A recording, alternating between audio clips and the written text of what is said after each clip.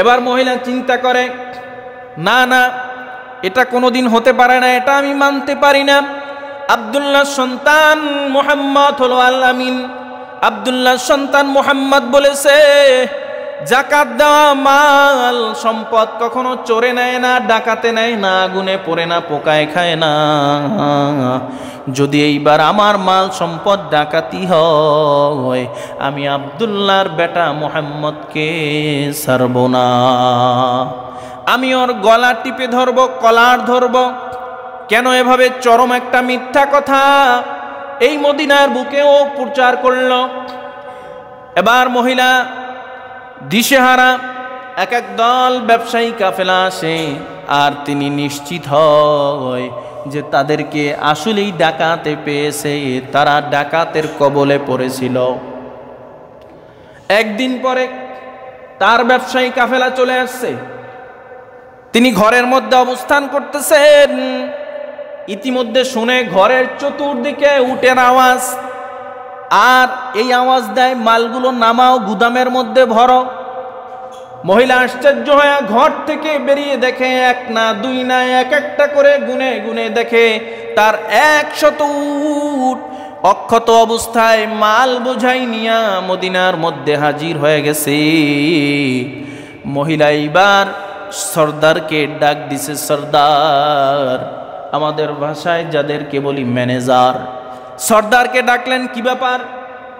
মদিনার মধ্যে খবর হয়ে গেছে তোমরা নাকি ডাকাতের কবলে পড়েছো। মদিনার সব কাফেলাগুলো মাল হারায়া, খাদ্যপণ্য হারায়া সবাই মদিনার মধ্যে ফিরে আসছে। তোমরা তো মাল বোঝাই নিয়া মদিনার মধ্যে প্রবেশ করছো, ব্যাপার কি? এবার সর্দার ডাক দিয়া বলে, ও আমাদের লিডার, ও ম্যাডাম, শোনেন, আমরা ব্যবসায়ী কাফেলার ওই সব কাফেলাগুলোর মধ্যবর্তী অবস্থান করতেছিলাম। হঠাৎ করে রাতের বেলা আমাদের আমির উট, আমাদের লিডার উট, 100 উটের একটা উট আমির উট, যেই আমির উটটা সামনে থাকে, ওই আমির উট যেই দিকে যায়, পিছনের 99টা উট ওই দিকে যায়। ওই 100 আমির উটের মধ্যে একটা মাত্র আমির উট, 100 উটের মধ্যে একটা আমির উট রাতের বেলা পাথরে আঘাত খাইয়া আমাদের আমির উটের পাটা একটু মস্কে গেছে, ভেঙে গেছে মনে হয়। আসসালামু আলাইকুম ওয়া রাহমাতুল্লাহি ওয়া বারাকাতুহু। আলহামদুলিল্লাহ, আলহামদুলিল্লাহি ওয়া কাফা ওয়া সালামুন আলা ইবাদিহিল্লাযীনা ইসতাফা।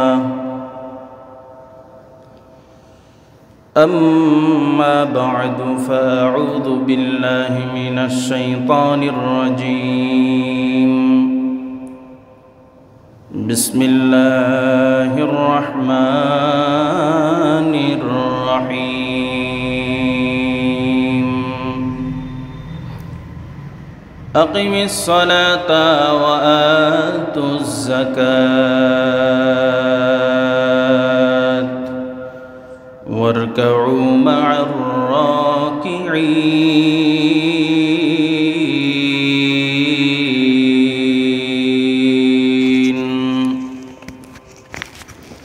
وقال النبي صلى الله عليه وآله وسلم: بني الإسلام على 5: شهادة أن لا إله إلا الله وأن محمدًا عبده ورسوله.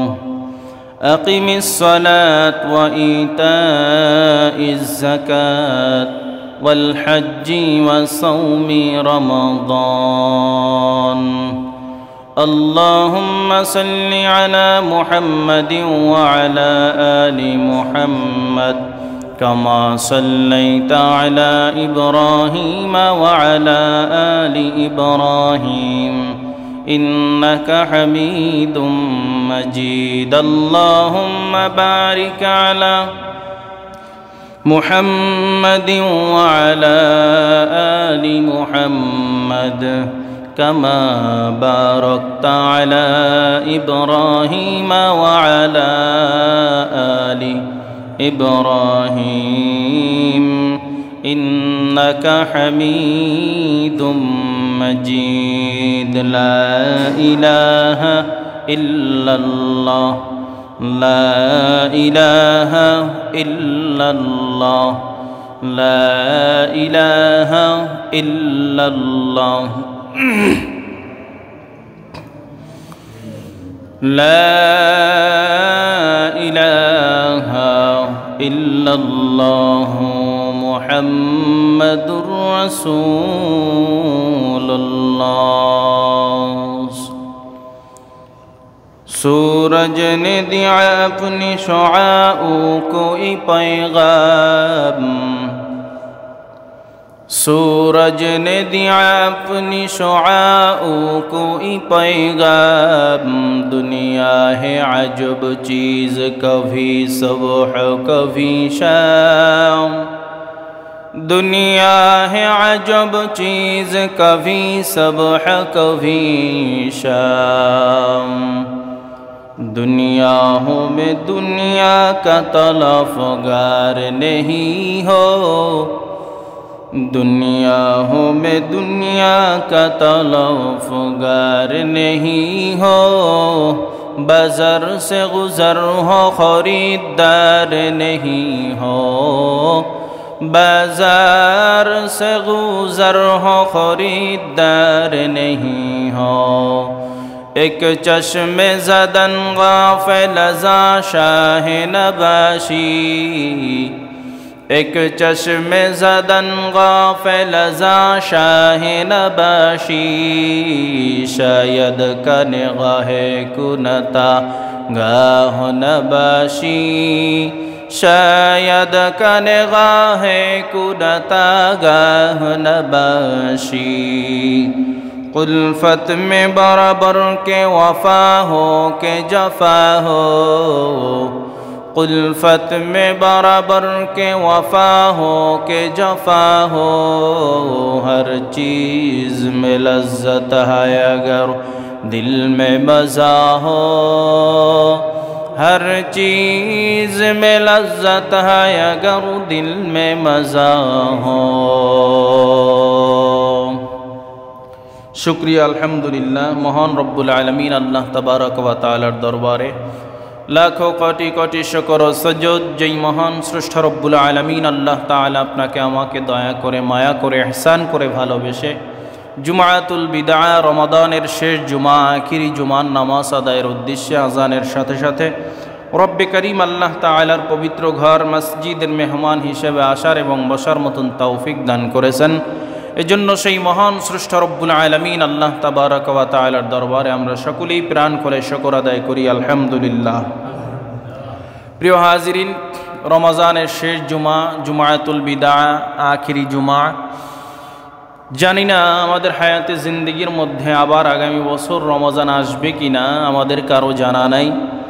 গত বছর এদেশের সারা পৃথিবীর বুকে হাজারো লক্ষ কোটি মানুষ জুমাতুল বিদার মধ্যে উপস্থিত ছিল, আজকে নাই। আগামী বছর আমরা থাকব কি থাকব না এর কোনো নিশ্চয়তা, কোনো গ্যারান্টি নাই। সুতরাং আমরা নিজেকে প্রস্তুত করি, কবর দেশের যাত্রী হিসাবে নিজেদের সামান তৈরি করি। রমজানের পাশাপাশি, রমজানের ইবাদতের পাশাপাশি, নামাজের পাশাপাশি আমরা আরেকটি আমল করে থাকি, যেই আমলটা শুধু রমজান কেন্দ্রিক না বরং সারা বছর করতে পারবে। কিন্তু রমজানে যেহেতু সওয়াবের ব্যাপারে অধিক সওয়াবের ব্যাপারে ঘোষণা আছে, এই জন্য আমরা রমজানে বেশি বেশি পরিমাণে দান করি, সাদকা করি। বিশেষ করে আমরা জাকাতের সম্পূর্ণ হিসাব করে করে জাকাতকে আদায় করি।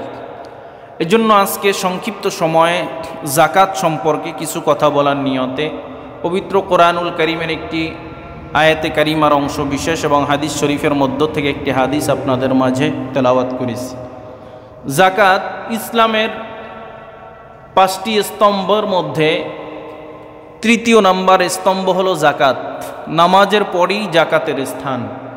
নামাজ যেভাবে ফরজ, রোজা, রমজানের রোজা যেভাবে ফরজ, টাকা পয়সা থাকলে হজ যেভাবে ফরজ, আল্লাহর উপরে ঈমান আনয়ন করা যেভাবে ফরজ, ঠিক একইভাবে যাকাতও আমাদের উপরে ফরজ একটি বিধান, ফরজ একটি ইবাদত।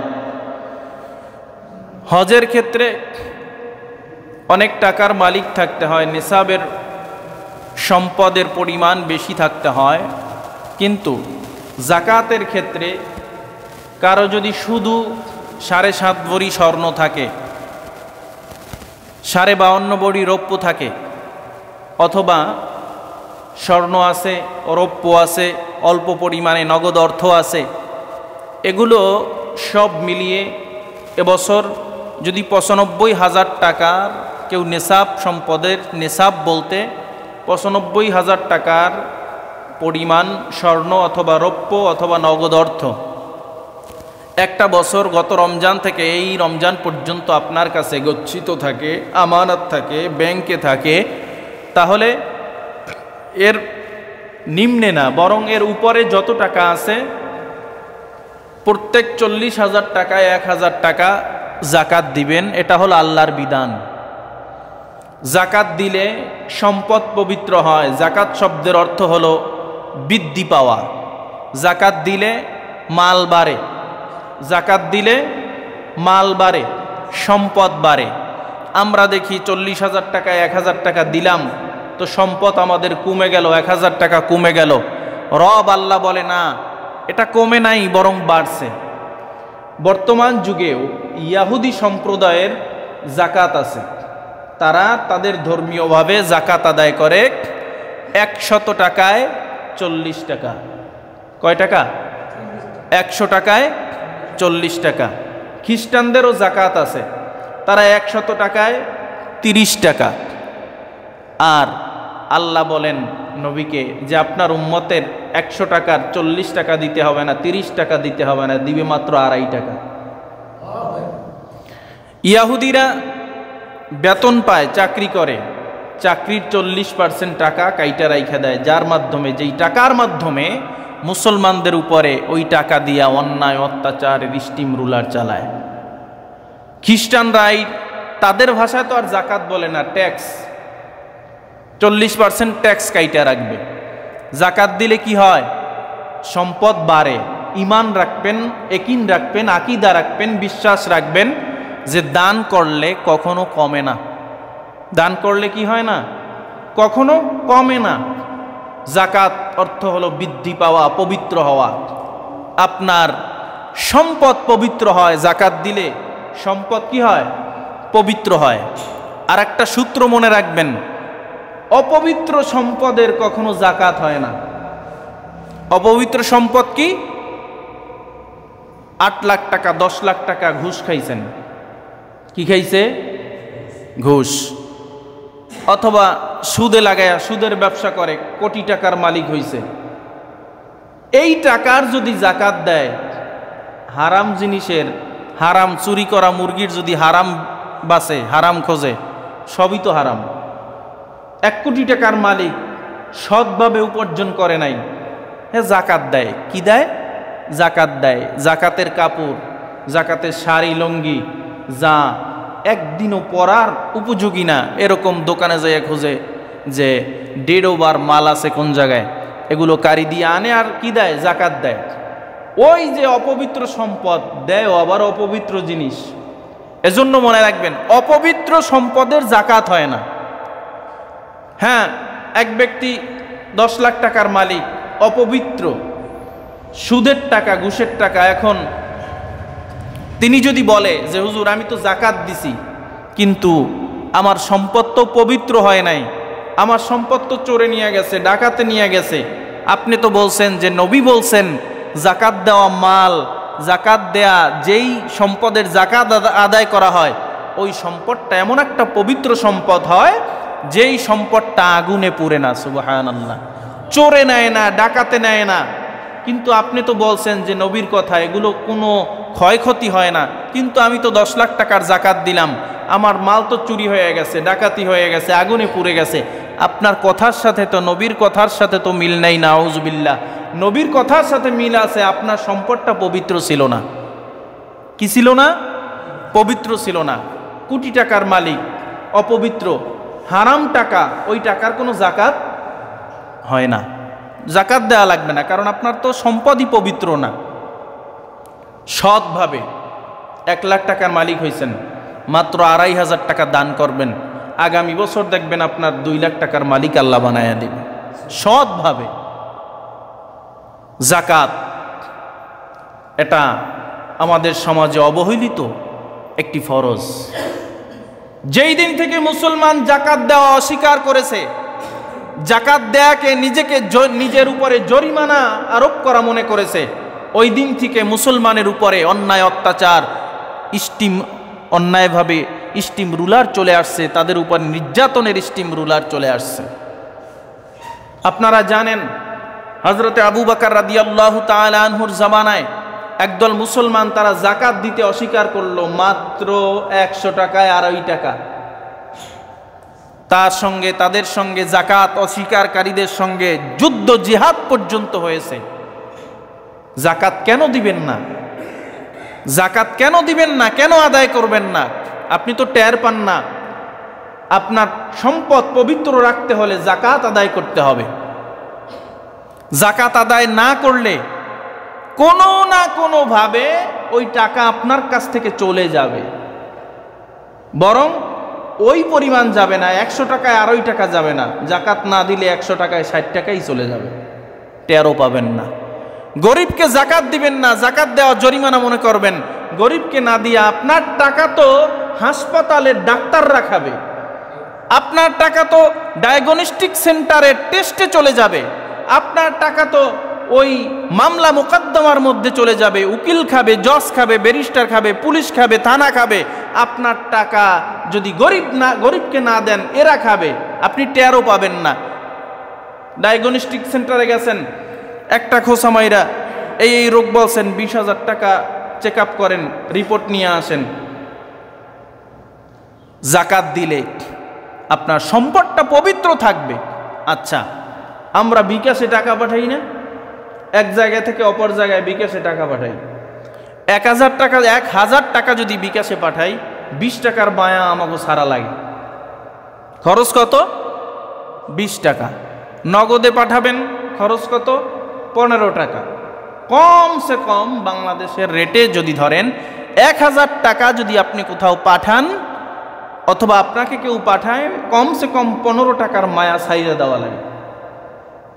হ্যাঁ, তাহলে 1,000 টাকায় মাত্র আপনার 25 টাকা জাকাত।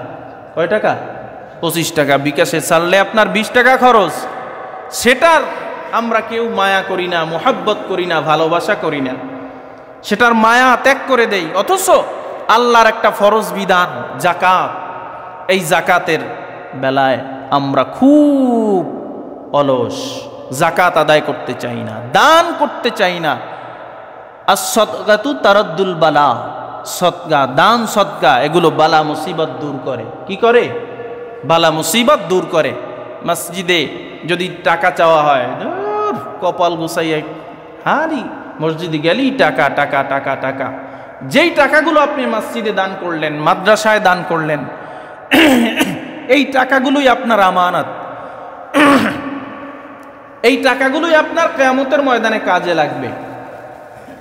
কত টাকা হেলায় খেলায় আমরা খরচ করে ফেলি, হিসাব নাই। হাসপাতালে গেলে তো হিসাব নাই। আর আল্লাহ না করুক কোনো একটা মামলা মোকদ্দমায় যদি বেজে যাই, যা লাগে, অমুকের দমন করতে যা লাগে প্রস্তুত, কিন্তু জাকাত দিতে আমরা প্রস্তুত না। প্রিয় হাজিরিন, দান, সদকা, জাকাত এমন একটা গুরুত্বপূর্ণ বিষয়, নবীজি সাল্লাল্লাহু আলাইহি ওয়া আলিহি ওয়াসাল্লাম একদিন কোনো এক ফরজ নামাজে মসজিদের মধ্যে প্রবেশ করলেন। রসুলের মসজিদে নববী বা বাংলাদেশেও বিভিন্ন মসজিদে দেখবেন এই যে মেহরাব, এখান থেকে একটা দরজা, ইমাম সাহেব যেন তার হুজরাত থেকে, কামরাত থেকে সহজে বেরিয়ে তার মুসল্লায় আসতে পারে। তো মসজিদে নববীতে এখান থেকে এভাবে এই মেহরাব, এখান থেকে একটা দরজা ছিল। নবীজি ওই দরজা থেকে বেরিয়ে এই নামাজের মুসাল্লায় আসলেন। মসজিদ ভরা সাহাবা। এবার বেলাল রাদিয়াল্লাহু তাআলা আনহু ইকামত দিলেন।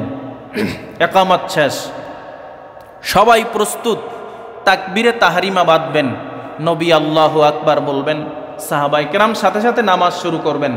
ইকামত শেষ, সবাই হাত জাগাইছে, নবীর আল্লাহু আকবার বলা বাকি। এমন সময় নবী জায়নামাজের মুসাল্লা থেকে আবার হুজরার মধ্যে চলে গেলেন। আমরা যদি এমন করতাম, মসজিদ ভরা, আমি যদি এখান থেকে চলে যাইতাম, সমালোচনার ঝড় উঠে যাইত, কিরে এখন হুজুর নামাজ শুরু করবে। কিন্তু আর নামাজ না শুরু করে এমন ঘরের মধ্যে গেছে। কারণ নবীর মসজিদে নববী আর তার হুজরা উম্মুল মুমিনিন মা আয়েশা রাদিয়াল্লাহু তাআলা আনহার ঘর ছিল একদম পাশাপাশি। তো সাহাবায়ে কেরাম কোনো সমালোচনা করেন নাই, বরং তারা চুপচাপ, কি ব্যাপার, অবশ্যই কোনো মারাত্মক কোনো সংবাদ হবে, না হয় নবী নামাজ শুরু করবে। এমন সময় তিনি নামাজের মুসাল্লা সাইরে আবার হুজরার মধ্যে গেলেন, ঘরের মধ্যে গেলেন। ব্যাপার কি, আমরা তারাবির সময় মাত্র 1 ঘন্টা সময় লাগে, এর মধ্যে মুসল্লিদের উজু ছোটে 10 বার। খালি শুনি ওই যে গ্লাস খুলতেছে আর ওই অজু করতেছে। আর ইমাম সাহেবের যদি একদিন উজু ছোটে, জ্বর উঠে হেলাইবে, দেখছো ইমাম সাহেব আজ গুমগো বই থুইয়া এ গেছে উজু করতে। অজু যে ছুটতে পারে না এমন না, ছুটতে পারে স্বাভাবিক। নবী আবার কিছুক্ষণ পর আইসা আল্লাহু আকবার বইলে নামাজ শুরু করলেন। নামাজের পরে নবী সাহাবায়ে কেরামের দিকে মুখ করে বসলেন। বসার পরে সাহাবায়ে কেরামের মধ্যে একজন সাহসী সাহাবী, কেউ কেউ বলেন হযরত ওমর, তিনি প্রশ্ন করলেন, হুজুর আমার একটু জানবার মনে চায়, আমরা তো নামাজ আদায় করব, শুরু করব, আপনি আল্লাহু আকবার বলবেন, এমন সময় আপনি নামাজ শুরু না করে আপনি ঘরের মধ্যে গেলেন, কারণ কি জানতে চাই। নবীজি সাল্লাল্লাহু আলাইহি ওয়াসাল্লাম বলেন, সাহাবীরা শোনো, কেন আমি গেছি। আমি নামাজে আসার পূর্বে আমাকে একজন ব্যক্তি একটা স্বর্ণ মুদ্রা হাদিয়া দিছে। আমাদের ভাষায় ওই যুগে টাকাই ছিল স্বর্ণ এবং রৌপ্যর মুদ্রা, যার ফলে জাকাতের নিসাব, সম্পদের হিসাব কিন্তু স্বর্ণ মুদ্রার মাধ্যমে ধরা হয়। আমরা যে টাকা ব্যবহার করি না, মূলত এটা কিন্তু টাকা না, এটা একটা কাগজের নোট। দেখবেন 1000 টাকার মধ্যে লেখা, চাহিবার মাত্র ইহার বাহককে 1000 টাকা দিতে বাধ্য থাকিবেন। বাংলাদেশে 2 টাকা আর 5 টাকার নোট ব্যতীত সব টাকার মধ্যে এই কথা লেখা যে চাহিবার মাত্র ইহার বাহককে এত টাকা দিতে বাধ্য থাকিবেন। তাহলে কি বুঝলাম, এই যে টাকাটা দেখেন এটা মূলত টাকা না, এটা বাংলাদেশ ব্যাংকের একটা রিসিভ। বাংলাদেশ ব্যাংকের কি রিসিভ। আচ্ছা, আর একটু স্পষ্ট বুঝবেন, সোনালী ব্যাংকে আপনার একটা অ্যাকাউন্ট আছে, অ্যাকাউন্টে 1 লাখ টাকা আছে, আপনার হাতে একটা চেক আছে, ওই চেকে আপনি যদি লেখেন 50,000 টাকা, তাহলে ওই চেকটার মূল্য কত? 50,000। যদি 1 লাখ লেখেন, একই পাতা, একই চেক, একই কাগজ, একই মান, লেখছেন 50,000, ওইটার মান 50,000, লেখছেন 1 লাখ, ওইটার মান 1 লাখ। ব্যাংকে যাওয়ার সাথে সাথে আপনাকে 1 লাখ টাকা দিবে। মূলত ওটাও টাকা না, মূল ব্যাংক হলো আমাদের বাংলাদেশ ব্যাংক। ওই বাংলাদেশ ব্যাংকের 1 লাখ টাকার সমপরিমাণে আপনাকে রিসিভ দিবে। রিসিভ মানে কি, আমরা যেটাকে টাকা হিসেবে চিনি ওইটাই রিসিভ। মূলত ওটা টাকা না, মূল টাকা হলো স্বর্ণ এবং রৌপ্য। মূল টাকা কি, মূল সম্পদ স্বর্ণ এবং রৌপ্য। বাংলাদেশ সরকার যত টাকা পরিমাণ, যত পরিমাণে স্বর্ণ এবং রৌপ্য বিশ্ব ব্যাংকের কাছে গচ্ছিত রাখবে, এত পরিমাণের রিসিভ বা টাকা ছাপানোর অনুমতি দিবে। আর তা যদি না হইতো, টাকশাল তো আমাদের গাজীপুরে, টঙ্গীতে বা গাজীপুরে বাংলাদেশের টাকা ছাপানোর মেশিন, তাহলে তো সরকার চাইলে, ইচ্ছা করলে টাকা ছাপাইয়া সব বাংলাদেশ বইরে ফেলাইতো। কাগজের আর কি দাম, সুতার আর কি দাম, সব বাংলাদেশের যা গরিব দুঃখী মানুষ আছে সবাইরে দিয়ে দিত, সবাই ধনী হয়ে যেত। তাই না? মূল টাকা কি? স্বর্ণ এবং রৌপ্য। তো নবীর যুগে নবী বললেন যে একজন ব্যক্তি আমাকে আইসা একটা স্বর্ণ মুদ্রা হাদিয়া দিস। আমাদের ভাষায় যদি বলি, মনে করেন যে 1000 টাকার নোট একটা হাদিয়া দিস। এইটা আমার ঘরে আমি রাইখা আসছি। রাইখা আসার পর যখন একামাত শেষ হইছে, আমার মনে পড়ছে, স্মরণ পড়ছে যে আমার ঘরের মধ্যে তো একটা স্বর্ণ মুদ্রা আছে। ওইটা দান না করা পর্যন্ত আমি যে নামাজের মধ্যে বলবো ইয়্যাকা না'বুদু ওয়া ইয়্যাকা নাস্তাঈন, আল্লাহ আমি আপনার কাছেই সাহায্য চাই, আপনার ইয়্যাকা না'বুদু ওয়া ইয়্যাকা নাস্তাঈন, আমরা আপনার ইবাদত করি, আপনার গোলামি করি, আপনার কাছেই সাহায্য চাই। এইটা আমার দিল থেকে নাও আসতে পারে, কারণ আমার ঘরের মধ্যে একটা স্বর্ণ মুদ্রা আছে। এই জন্য আমি নামাজ শুরু করার আগে ওই স্বর্ণ মুদ্রাটা আল্লাহর রাস্তায় দান করে এরপরে আইসা নামাজে দাঁড়াইছি।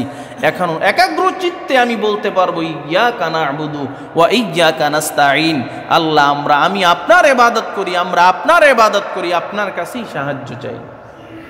তাহলে কি বুঝলেন দানের কত গুরুত্ব, কত ফজিলত? আমরা 1000 টাকার একটা নোট পকেটে আসলে তড়িঘড়ি কইয়া কখন ব্যাংকে রাখবো এই হিসাব করি। 1000 টাকা ব্যাংকে রাখলেই আমার অ্যাকাউন্টে 1000 টাকা বাড়বে। আর ইমানদার মুমিন আল্লাহর গোলাম নবীর উম্মত তারা চিন্তা করে আমার কাছে 1000 টাকা আসছে, এর থেকে 100 টাকা কখন আমি দান করব, কখন দান করব। কিন্তু দানের বেলায় আমরা বড় উদাসীন। তবে ইয়াহুদিরা, খ্রিস্টানেরা তারা এখনো তাদের সম্পদের অনেক ইয়াহুদি, খ্রিস্টান, হিন্দু ভাইরা পর্যন্ত হিসাব করে করে যাকাত আদায় করে। নবীর যুগে নবীজি সাল্লাল্লাহু আলাইহি ওয়াসাল্লাম এভাবে মসজিদে বসে যাকাতের গুরুত্ব সম্পর্কে বয়ান করতেছেন। পাশ থেকে এক ইয়াহুদি ব্যবসায়ী মহিলা যাইতেছে, তিনি দাঁড়ায় কিছুক্ষণ যাকাতের এই গুরুত্ব এবং ফজিলতগুলো শুনলেন। নবী বললেন যে তোমরা যদি তোমাদের সম্পদের হিসাব করে করে যাকাত আদায় করো, ওই সম্পদ কখনো চোরে নেবে না, পোকায় খাবে না, আগুনে কাটবে না, আগুনে পুড়বে না, পোকায় কাটবে না, কোনোভাবে ধ্বংস হবে না। ব্যবসায়ী মহিলা, অনেক বড় ব্যবসায়ী, তিনি নিয়ত করেছেন যে আব্দুল্লাহ সন্তান মুহাম্মদ যদিও ভিন্ন একটা ধর্মের দাওয়াত দেয়, কিন্তু আব্দুল্লাহ সন্তান মুহাম্মদ ছোটবেলার থেকে জেনে আসছি তিনি আল আমিন, তার জীবনে একটা বিন্দু পরিমাণে মিথ্যা কথা নাই। যেহেতু আব্দুল্লাহ সন্তান মুহাম্মদ আমাদেরকে বলছে, তার সাহাবীদেরকে নসিহত করতেছে, সম্পদের যাকাত দিলে ওই সম্পদের কোনো ক্ষতি হয় না, আমিও যাকাত দিব। মহিলা কিন্তু ইয়াহুদি। এবার ইয়াহুদি মহিলা হিসাব করে করে সুন্দরভাবে তার যাকাতগুলো আদায় করে। প্রতি বছর হিসাব করে করে সম্পদের হিসাব করে নির্দিষ্ট সম্পদগুলো তিনি দান করে দেয়, সদকা করে দেয়, যাকাত আদায় করে দেয়। একবার মদিনার থেকে বিশাল একটা ব্যবসায়ী কাফেলা মিশরের উদ্দেশ্যে ব্যবসার মালামাল আনার জন্য চলে গেছে। এখন তো আমাদের সমাজে ট্রাকের মাধ্যমে ব্যবসার পণ্যগুলো আমদানি হয়, রপ্তানি হয়, বিভিন্ন জায়গায় বাজারজাত হয়। ওই যুগের এইরকম ট্রাকের ব্যবস্থা ছিল না, জাহাজের ব্যবস্থা ছিল না, বরং ওই যুগে উটের মাধ্যমে মানুষ মালামাল আনায়ন করত। উটকে মরুভূমির জাহাজ বলা হয়। মরুভূমির জাহাজ, এক একটা উটের মধ্যে কয়েকশো বস্তা পরিমাণ সম্পদ নিয়ে তারা এক দেশ থেকে অপর দেশে চলে যাইত। মহিলা একবার 100 উট মিশরে গম আনার জন্য অথবা জব আনার জন্য, এরকম খাদ্যপণ্য আনার জন্য পাঠিয়েছেন। মদিনার থেকে আরো অনেক ব্যবসায়ী কাফেলা এই মিশরের মধ্যে চলে গেছে। যাওয়ার পরে সবাই মাল ভর্তি উট নিয়ে মদিনার দিকে রওনা করেছেন। কয়েকদিন পথ সফর করার পরে সব ব্যবসায়ী কাফেলার উটগুলো ডাকাতের কবলে পড়ে গেলেন, সবাই ডাকাতের কবলে পড়ে গেলেন। সব ব্যবসায়ী কাফেলার মালগুলো সম্পদগুলো ডাকাত ছিনতাই করে রেখে দিল। মদিনার অলিগলিতে খবর হয়ে গেছে, মদিনার থেকে যেই ব্যবসায়ী কাফেলা মিশরের মাল আনার জন্য, খাদ্যপণ্য আনার জন্য গেছিল, অমুক জায়গায় পথিমধ্যে ডাকাতের কবলে পইরা সব মাল সব খাদ্যপণ্য হারায় ফেলছে। কেউ আহত হয়েছে, কেউ বা পালায়া ভেগে চলে গেছে, কেউ বা উট ফালায়া চলে গেছে, যে যেভাবে পারে তার জীবনকে বাঁচিয়েছে। এবার মহিলা চিন্তা করে, না না, এটা কোনোদিন হতে পারে না, এটা আমি মানতে পারি না। আব্দুল্লাহ সন্তান মুহাম্মদ হলো আল আমিন। আব্দুল্লাহ সন্তান মুহাম্মদ বলেছে, যাকাত দেওয়া মাল সম্পদ কখনো চোরে নেয় না, ডাকাতে নেয় না, আগুনে পড়ে না, পোকায় খায় না। যদি এইবার আমার মাল সম্পদ ডাকাতি হয়, আমি আব্দুল্লাহর বেটা মুহাম্মদকে ছাড়ব না। আমি ওর গলা টিপে ধরব, কলার ধরব।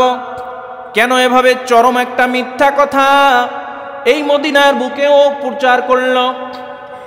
এবার মহিলা দিশেহারা, এক এক দল ব্যবসায়ী কাফেলা আসে, আর তিনি নিশ্চিত হয় যে তাদেরকে আসলেই ডাকাতে পেয়েছে, তারা ডাকাতের কবলে পড়েছিল। একদিন পরে তার ব্যবসায়ী কাফেলা চলে আসছে, তিনি ঘরের মধ্যে অবস্থান করতেছেন। ইতিমধ্যে শুনে ঘরের চতুর্দিকে উটের আওয়াজ, আর এই আওয়াজ দেয়, মালগুলো নামাও, গুদামের মধ্যে ভরো। মহিলা আশ্চর্য হয়ে ঘর থেকে বেরিয়ে দেখে, এক না দুই না, এক একটা করে গুনে গুনে দেখে তার 100 উট অক্ষত অবস্থায় মাল বোঝাই নিয়া মদিনার মধ্যে হাজির হয়ে গেছে। মহিলা এইবার সর্দারকে ডাক দিছে, সর্দার, আমাদের ভাষায় যাদেরকে বলি ম্যানেজার, সর্দারকে ডাকলেন। কি ব্যাপার? মদিনার মধ্যে খবর হয়ে গেছে তোমরা নাকি ডাকাতের কবলে পড়েছো। মদিনার সব কাফেলাগুলো মাল হারায়া, খাদ্যপণ্য হারায়া সবাই মদিনার মধ্যে ফিরে আসছে। তোমরা তো মাল বোঝাই নিয়া মদিনার মধ্যে প্রবেশ করছো, ব্যাপার কি? এবার সর্দার ডাক দিয়া বলে, ও আমাদের লিডার, ও ম্যাডাম, শোনেন, আমরা ব্যবসায়ী কাফেলার ওই সব কাফেলাগুলোর মধ্যবর্তী অবস্থান করতেছিলাম। হঠাৎ করে রাতের বেলা আমাদের আমির উট, আমাদের লিডার উট, 100 উটের একটা উট আমির উট, যেই আমির উটটা সামনে থাকে, ওই আমির উট যেই দিকে যায়, পিছনের 99টা উট ওই দিকে যায়। ওই 100 আমির উটের মধ্যে একটা মাত্র আমির উট, 100 উটের মধ্যে একটা আমির উট রাতের বেলা পাথরে আঘাত খাইয়া আমাদের আমির উটের পাটা একটু মস্কে গেছে, ভেঙে গেছে মনে হয়। আমির উটটা তিনি বসে পড়ছে, মাল বোঝাই তিনি বসে পড়ছে, সাথে সাথে পিছনে টাস টাস টাস টাস করে 99টা উট বসে গেছে। আমি এত চেষ্টা করলাম, উট দাঁড়ায় না। আমি মনে করলাম মারাত্মক মনে হয় পায়ে কোনো আঘাত খেয়েছে, আমরা তো বিপদে পড়ে গেলাম। এই উট যদি না চলে, আমাদের সাথে যেই খাদ্য পণ্যগুলো আছে এগুলো নিয়ে আমরা অনেক বড় মস্ত বড় বিপদের মধ্যে পড়ে যাব। চেষ্টা করলাম, উট দাঁড়ায় না। যখন সকাল হয়ে গেছে, কোনো চিকিৎসা ছাড়াই আমাদের উট উঠে দাঁড়াইছে, সুবহানাল্লাহ। সাথে সাথে 99টা উট দাঁড়ায় গেছে। আমরা আবার মদিনার দিকে পথ চলা শুরু করলাম। তবে রাতের বেলা আমরা আওয়াজ পেয়েছি যে সামনে মনে হয় কোনো বিপদ আছে। মদিনায় আইসা শুনলাম আমাদের সাথী ভাই সব কাফেলা বিপদগ্রস্ত, ডাকাতের কবলে পড়ে গেছে। কিন্তু এই আমাদের এই আমির উটটা অসুস্থ হওয়ার কারণে আমরা এই বিপদে পড়ি নাই। এবার মহিলা ডাক দিয়া বলে, ও আমার ম্যানেজার, ও লিডার, এই আমির উটটা অসুস্থ হওয়ার কারণে তোমরা বিপদ থেকে রক্ষা পাও নাই, বিপদ থেকে রক্ষা পাও নাই, বরং আমি আব্দুল্লাহর সন্তান মুহাম্মাদের নসিহত শুনে, ওয়াজ শুনে আমার প্রত্যেক সম্পদের জাকাত আমি হিসাব করে করে করে করে আমি আদায় করেছি, যার ফলে আমার আল্লাহ তোমাদের এই 100 মানুষ সহ 100 এই উটের কাফেলাকে আল্লাহ তাআলা নিজ কুদরতি হাতে হেফাজত করেছেন। আব্দুল্লাহ সন্তান যেহেতু সত্য বলেছে, আমি আব্দুল্লাহ সন্তান মুহাম্মাদের হাতে হাত দিয়া কালেমা পড়ে মুসলমান হয়ে যাব। আর এই 100 উটে যেই পরিমাণে মাল, যেই পরিমাণে সম্পদ তোমরা মদিনার বুকে নিয়ে এসেছো, এই সব মাল, এই সব খাদ্যপণ্য, এই সব সম্পদ আমি আল্লাহর রাস্তায় দান করে দিব। তাহলে কি বুঝলেন? পবিত্র সম্পদের যাকাত আদায় করলে ওই মালের, ওই সম্পদের জিম্মাদার আল্লাহ হয়ে যায়। আগেই বলছি, 10 লাখ টাকা সুদের টাকা, সুদ খাইছেন, ঘুষ খাইছেন, সেই টাকা, ওই টাকার যাকাত দেয়া লাগবে না। 10 লাখ টাকা 9 লাখ টাকা যাকাত দিলেও পবিত্র হবে না। 9,99,000 টাকা যাকাত দিয়া 1000 টাকা রাখলে ওই 1000 টাকাও পবিত্র হবে না, কারণ সবই তো হারাম। এজন্য আমরা হালাল রিজিকের সন্ধান করি। হালাল রিজিকের মধ্যে আল্লাহ স্পেশাল বরকত দিয়া রাখছেন। রমজান মাস শেষ প্রান্তে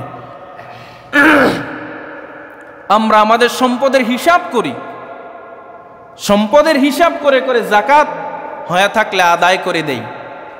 যদি জাকাত নাও হয় তারপরেও জাকাত না ভেবে 40,000 টাকা থাকলে 1000 টাকা আল্লাহর রাস্তায় দান করে দেন।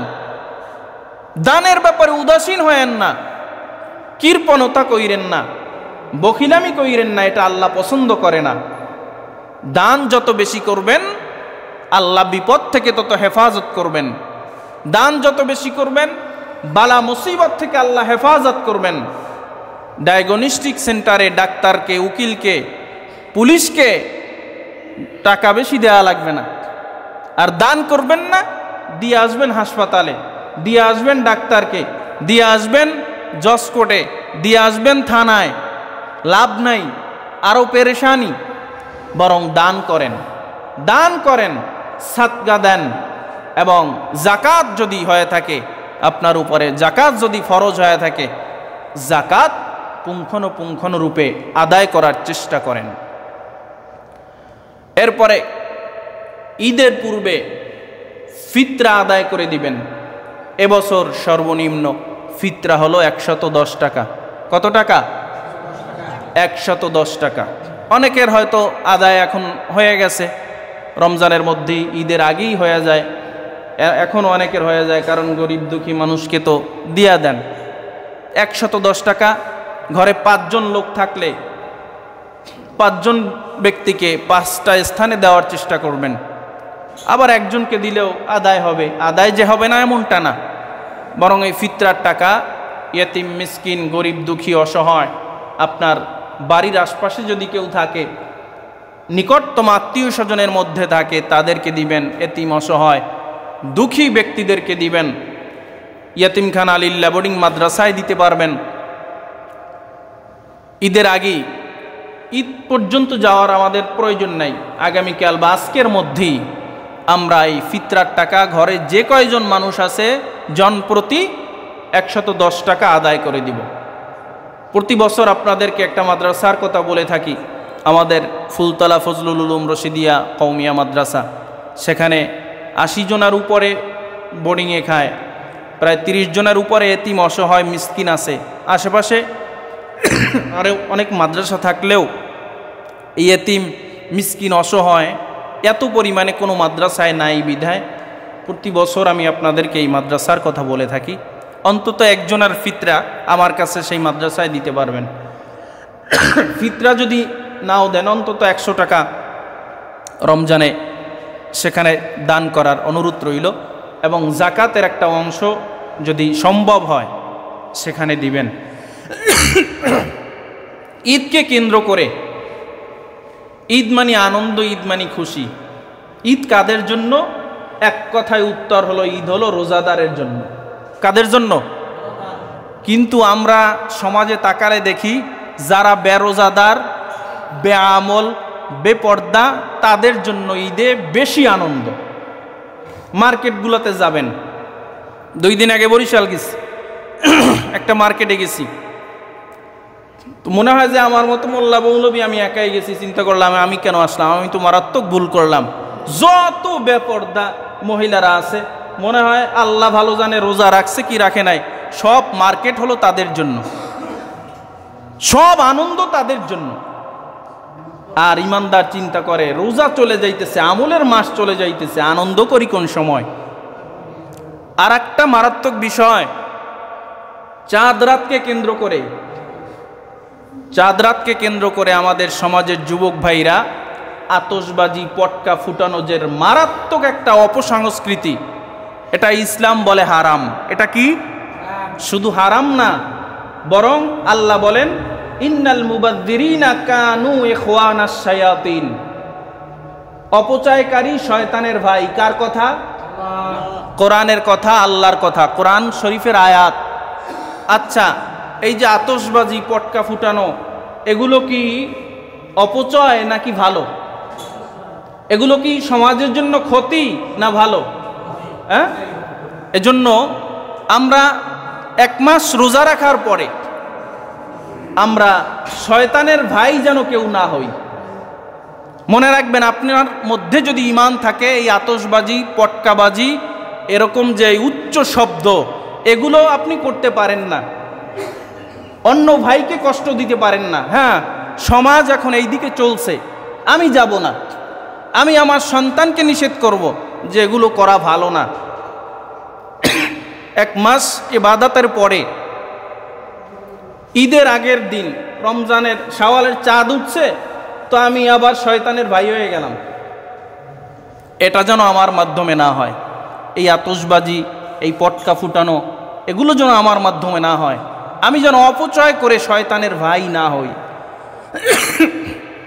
আল্লাহ তাআলা আমাদেরকে আমল করার তৌফিক দান করুন। এই ছোট যারা প্রত্যেক বছর ফুটান, এই যে পটকা টটকা, এবছর না ফুটেই পারা যাইবে না? হ্যাঁ, দেখা যাইবে। সৈকত কয় না কি কেনছো নেহি? হ্যাঁ, যাইবে না ইনশাল্লাহ। এটা আমার কথা না, কোরআনের কথা। অপচয়কারী শয়তানের ভাই। আমরা শয়তানের ভাই হমু? হ্যাঁ, শয়তানের ভাই যেন না হই। যদি কিনে টিনে থাকেন তাইলে ওগুলো ফালাই দিন।